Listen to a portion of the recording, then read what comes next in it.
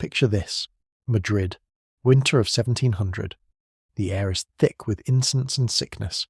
In a darkened chamber of the royal Alcazar, priests murmur prayers over a dying king.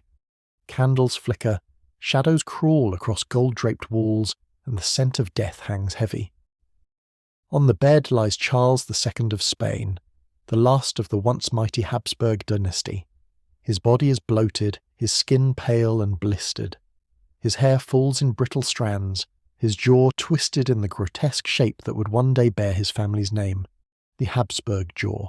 He wheezes as if each breath is borrowed. His eyes stare blankly toward the crucifix, searching for mercy, but there is none. They say the king was cursed, born of too much royal blood, trapped in a body slowly rotting from within.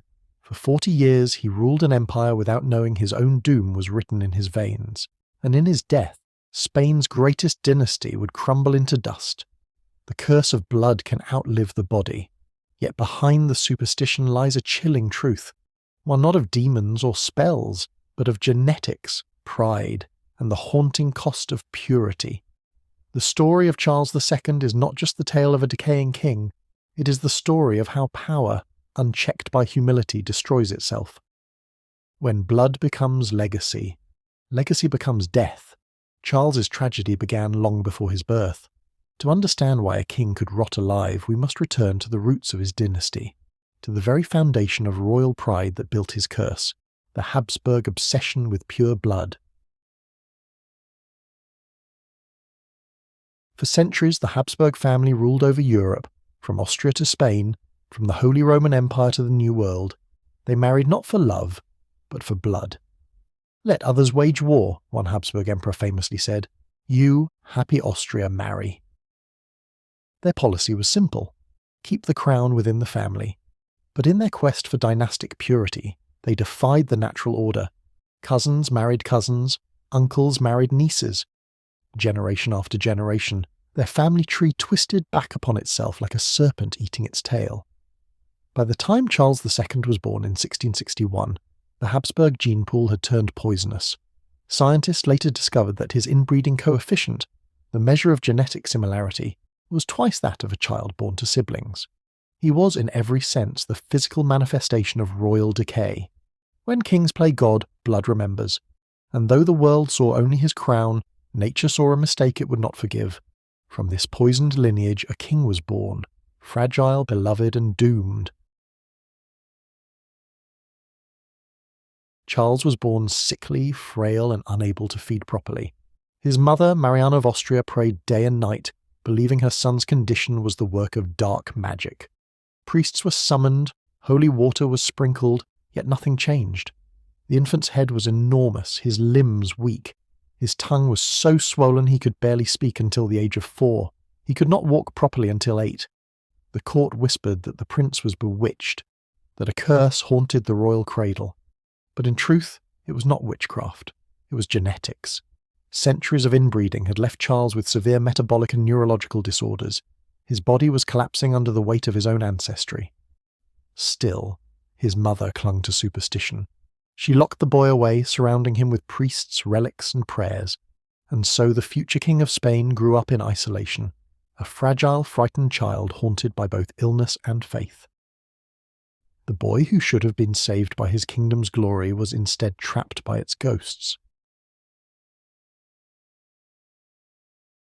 At age 4, Charles became king after his father, Philip IV, died. The empire was collapsing and the child on the throne could barely speak. His mother ruled as regent, using his weakness as a shield for her power. Ministers, nobles, and priests all fought for control over the frail monarch.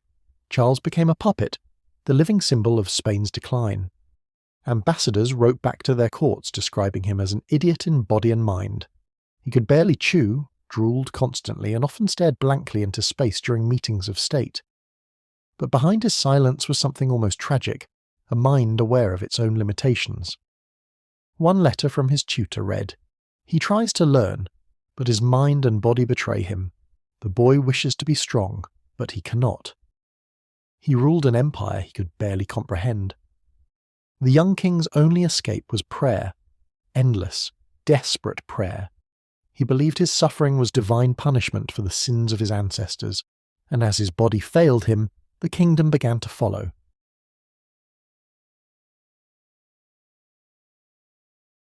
By the time Charles reached his 20s, the Spanish Empire was crumbling. The gold from the Americas no longer filled the royal coffers. Wars drained the treasury.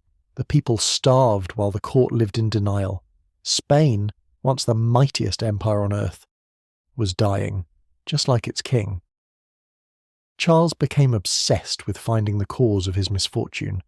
He turned to mystics, alchemists, and exorcists. He ordered his father's body exhumed to see if it had been cursed.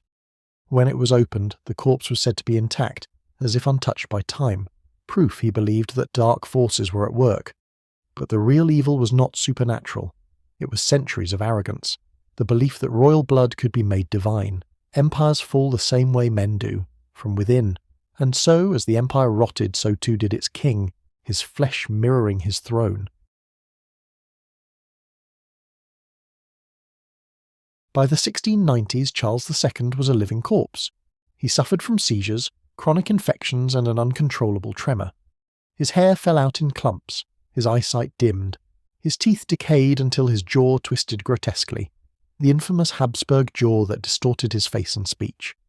Doctors described him as so weak he cannot be bathed without fainting, yet the most horrifying detail came after his death. When royal physicians performed the autopsy, they found that his heart was the size of a walnut, his lungs corroded, his intestines putrid, and his body filled with water. His head was enormous, filled with fluid, his genitals deformed, a body betrayed by blood. But Charles never understood the science. He believed his suffering was proof that he was cursed, and in that belief he died faithful. The body can rot long before the soul does. And as he decayed, the final act of the Habsburg dynasty approached. Desperate to secure an heir, Charles married Marie-Louise of Orléans, niece of Louis XIV of France. She was young, radiant, and terrified. The marriage was a disaster. Charles's body could not produce an heir, a secret known to few, whispered by many. When the Queen died suddenly, rumours of poison spread like wildfire. The people called her death divine punishment for marrying a cursed man. Charles remarried to Maria Anna of Neuburg, chosen for her supposed fertility. But still, no children came. His inability to produce an heir became a national obsession. The court turned to exorcisms and black magic. Priests claimed he had been hexed. One exorcist even declared that demons had eaten his intestines. Charles himself ordered the royal archives searched for proof of witchcraft. He spent hours praying before relics, begging for deliverance. But the curse was not of hell, it was of heritage. And when the womb of Spain remained empty, the grave of the dynasty opened wide.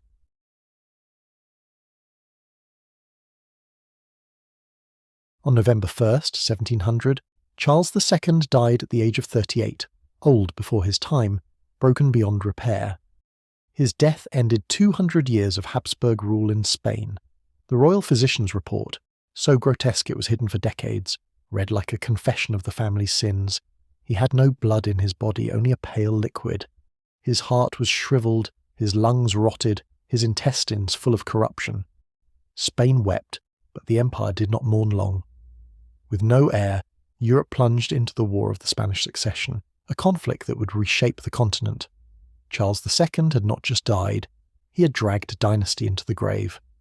When bloodlines end, history exhales. But centuries later, science would uncover what religion and fear could not, the real cause of his curse.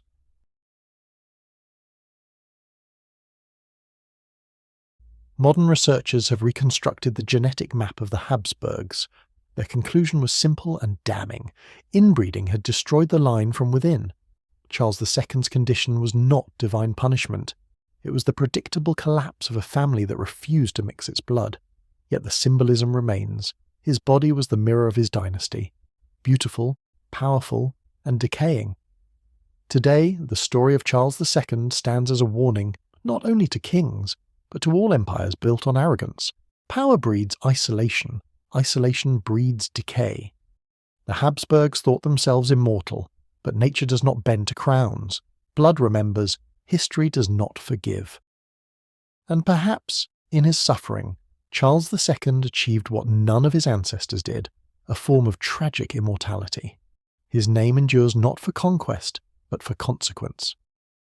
When you look at his portraits, the drooping jaw, the lifeless eyes, the faint smile of denial, you see not just a man, but the echo of an empire slowly rotting alive. Even kings cannot escape their own blood.